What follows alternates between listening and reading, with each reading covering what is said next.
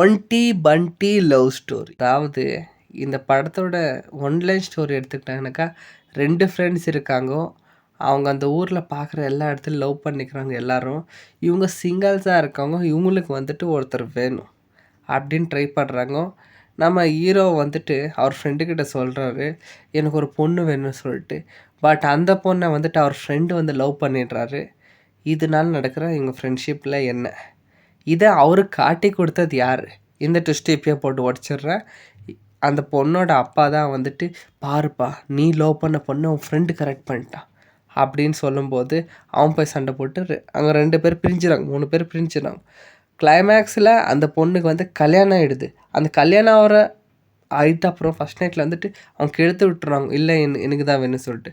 அந்த டைமில் ஹீரோனோட அப்பா வந்துட்டு இவங்கள நல்லா சாத்தி குழிக்குள்ளே இறக்கி விட்டு, டேய் என்னடா நினச்சின்னுக்கிறீங்க, எல்லாரும் உங்கள் ஃப்ரெண்ட்ஷிப் கெட்டதுக்கே நான் தான் காரணம், இவனுக்கு நான் தான் வந்து காட்டி கொடுத்தவங்க நீ லவ் பண்ணுறது, என்னடா 10 பைசா ஜோப்லி இல்லாதவங்க நீங்கள்லாம் எதுக்கிட்ட லவ் பண்ணுறீங்க அப்படின்ற பாலிடிக்ஸ் எல்லாம் பேசி, அவங்களுக்கு இங்கே வீடு இருக்குது ஆஸ்தி இருக்குது, அதாவது பணக்காரரு நீ ஒன்றும் இல்லை லவ் பண்ணக்கூடாது. இதான் வந்து ஒன்லைன் ஸ்டோரி.